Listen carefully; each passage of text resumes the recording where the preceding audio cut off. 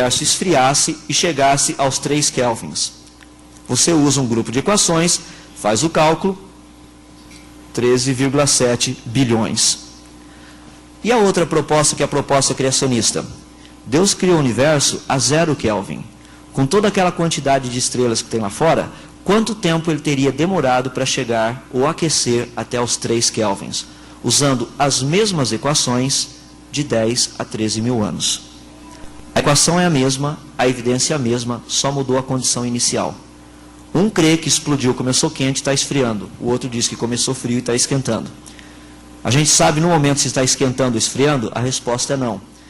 Ainda vamos precisar de equipamentos mais sofisticados e um pouquinho mais de tempo para medir essa pequena flutuação de temperatura. Se está esquentando, se está esfriando. Se estiver esquentando, praticamente a ideia é criacionista. Se estiver esfriando, praticamente a ideia é evolucionista.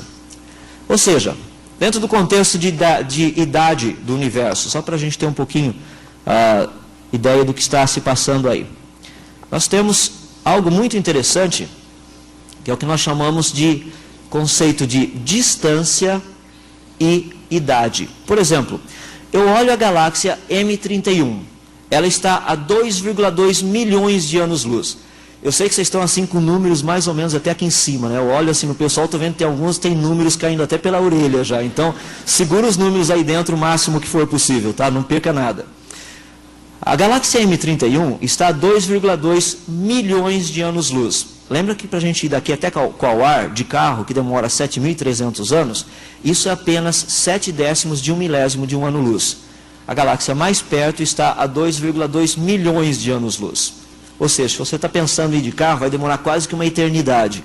Então esquece. Primeiro porque não daria para ir de carro. Mas, ou seja, quando nós olhamos essa galáxia aqui, que está a 2,2 milhões de anos-luz, nós estamos vendo a galáxia como ela era há 2,2 milhões de anos-luz atrás. Pelo menos em teoria. Pelo menos em teoria. Aqui você tem um outro grupo de galáxias que está a 12 bilhões de anos-luz. Em teoria, você está vendo essas galáxias como elas eram há 12 bilhões de anos-luz. Daí surgiu um problema muito interessante. Por quê? Foi feita a seguinte comparação. Vamos comparar a M31, que é a galáxia mais próxima, com as demais galáxias distantes. E vamos ver como que elas se parecem. O negócio é que as galáxias distantes parecem tão velhas como a M31. Parecem ter a mesma idade. Mas existe uma diferença de bilhões de anos. Por outro lado, se eu falar então a M31, ela é muito jovem se for comparada com as outras. Ou seja, existe um problema muito grande que é por que a M31 não envelheceu em 12 bilhões de anos? Ou por que essas galáxias distantes não se parecem jovens? Esse tem sido um problema sério dentro da área de cosmologia. Deixe-me dar um exemplo, porque no fundo a gente só está observando o passado. Tá? Pelo menos a teoria. Deixa eu mostrar a ideia. Imagina que nós tenhamos 4 estrelas. Perto de cada uma dessas estrelas, um planeta. Vamos colocar as distâncias só para a gente ter uma ideia. Esse primeiro planeta está a 104 bilhões de quilômetros, ou seja, a 4 dias-luz da gente. Esse outro estaria a 8 dias-luz e esse outro a 12 dias-luz. O que significa isso? Se eu estivesse lá no planeta A e acendesse meu laser, só depois de 4 dias você veria a luz chegando aqui na Terra. Se eu estivesse lá naquele planeta B, o verdinho ali em cima, planeta palmeirense, e a hora que você apertasse de novo o laser, depois de 8 dias você veria a luz do laser aqui na Terra. E se eu estivesse no planeta C e apertasse o meu laser lá, 12 dias depois você veria o brilho do laser aqui na Terra. Então essa é a ideia. O que eu vou fazer na nossa experiência seria o seguinte. Eu vou considerar que todos os planetas, é uma experiência teórica, todos os planetas têm condições climáticas iguais. Eu vou plantar nesses planetas, vou mandar alguns amigos meus para lá, e cada um deles vai plantar uma plantinha no mesmo dia, na mesma hora, exatamente tudo igual nos laboratórios nossos. Então está ali, só que em 15 dias as nossas plantinhas já teriam crescido. Só para ter uma ideia, começa. Dia 1, dia 2, dia 3, os dias vão se passando, você está vendo as plantinhas crescendo. Depois de 7 dias, 8 dias, eu só resolvi um pouquinho mais rápido, porque senão a gente ia ficar 15 dias para ver a coisa crescer, não ia dar tempo. Então, adiantei um pouquinho o processo. Ou seja, depois de 15 dias, cada um, olhando ali no planeta, veria as plantas crescidas exatamente iguais. Porque elas foram plantadas no mesmo dia, na mesma hora. O crescimento deveria ser exatamente igual. Portanto, se eu estivesse aqui na Terra e pegasse um telescópio para observar essas plantinhas nos outros planetas, o que aconteceria? Eu olho para a plantinha que está aqui no meu laboratório, estou vendo a plantinha hoje, toda crescida, bem evoluída. Quando eu olhar para o planeta A, eu iria ver a plantinha como ela era há 4 dias atrás, porque demorou 4 dias para a luz chegar até aqui. Então eu estaria vendo a plantinha daquele jeito, ela ainda está crescendo. Quando eu olhasse no planeta B, eu teria condição de ver a plantinha como ela era há 8 dias atrás. E se eu olhasse para o planeta C, eu iria vê-la há 12 dias atrás.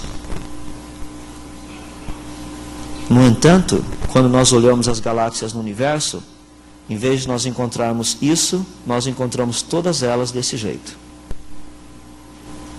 Tem um pequeno probleminha aí.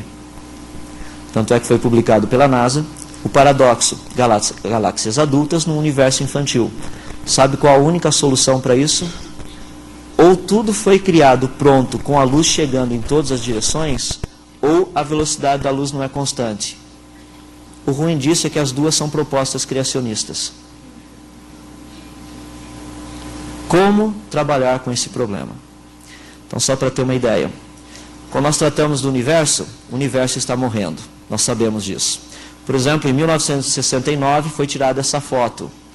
Em 1987 foi tirada a segunda. Compara essas duas, tem uma estrelinha ali, compara aqui embaixo, a estrela explodiu. Essa é a explosão da estrela. Isso é o que sobrou dela. Isso aqui foi tirado 5 anos depois, aqui 10 anos depois. É o que é chamado de supernova 1987A. Era uma estrela muito parecida com a do Sol, que o que deveria acontecer com ela é inchar e se tornar numa gigante vermelha. O que aconteceu com ela? Explodiu. Sabe quando que o Sol vai explodir? A qualquer momento, porque desde então a gente não tem a menor ideia de como o negócio funciona. Porque a teoria dizia, não, o Sol vai inchar, vai se transformar numa gigante vermelha, vai engolir o planeta Mercúrio, Vênus, a Terra e Marte. Nesse caso a gente teria que mudar para um outro sistema. De acordo com o que aconteceu aqui, a gente não tem a menor ideia mais. O universo está morrendo. Ali você está vendo essa supernova. Um pouquinho do que a gente vê. A estrela V838, Menocerotis, foto tirada dia 20 de 5 de 2002, dia 2 de 9 de 2002, dia 28 de 10 de 2002, dia 17 de 11 de 2002. Nós estamos vendo algo do passado. O que é interessante, só esqueci de falar, aquela supernova de 1987, ela explodiu alguns séculos atrás. Por exemplo, essa foto que nós tiramos em 1969, a estrela já não existia mais. Ela já tinha explodido. É que a luz não tinha chegado até a gente. Ontem eu disse para vocês, vocês estão me vendo? Não, vocês estão vendo a luz. O universo existe? Talvez não. A gente só está vendo a luz chegando, já não existe mais nada lá fora. É bem interessante a coisa, né? Eu começo a pensar um pouco nisso, o pessoal fala, nossa, vocês viajam pra caramba. Só para ter uma ideia, uma simulação de como acontece uma explosão. Você está vendo a estrelinha lá no meio. Ela emite uma luz muito grande, assim que forma uma supernova, daí ela explode.